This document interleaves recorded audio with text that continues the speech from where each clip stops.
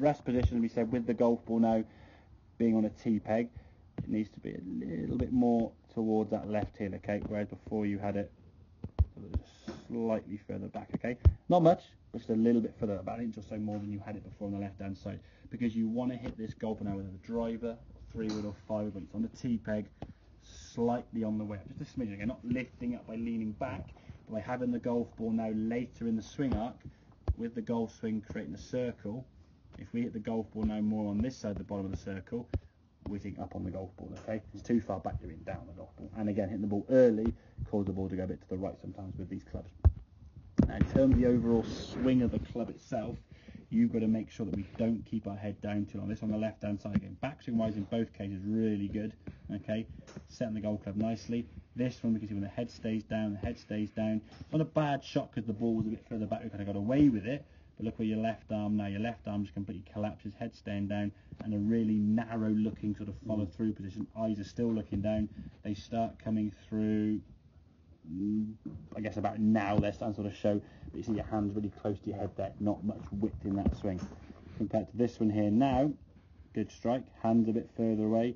You're starting to look now a little bit more here, and a bit of a wider movement there. So the hands at that same position, you're starting to come through a little bit quicker. It's a split second, but at least at here, if we look at the width of your arm there, your right arm in particular, look at your left elbow there to there, okay? And that's just purely because this shoulder is further round than that one there, that's all. Look where your shoulders are there, your shoulders are there, where they're back there, just haven't really sort of twisted through so much. Where your belt buckle is there, he's twisted round further, okay? Just your right leg, you sort of see your pocket there on your right side, he's somewhere around there dissipated. You haven't twisted through quite as much with your body. Your right knee is starting to kick through a little bit more because there's more movement with the hip, so we're basically creating more sort of rotation around this way. So when you get that rotation, the right arm's got somewhere to go. When everything stays back here because you've been told to keep him looking down the golf ball, you can't do that, exactly. So your arms then get very sort of tight. Because the right arm can't extend across your chest so much, the left arm's got sort of, we call chicken wing and pull up, and when it starts doing that before impact, all you do is catch top of the golf ball. And then you get told to keep your head down even longer. The more he stays down, the less he can move. Then it's, again, a vicious circle of more and more top shots to the point where you get so low, you're thumping the ground a foot behind the golf ball and making a complete mess of it, okay?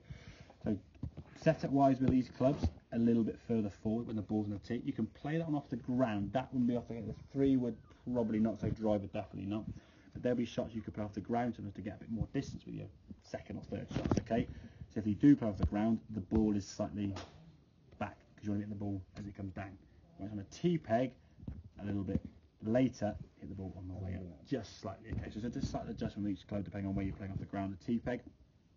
But in terms of the swing, again, from last lesson about hinging the wrist, you've got that great now, and now allow your body to come through and allow for that fuller rotation through the golf ball. Don't try and stay down any longer.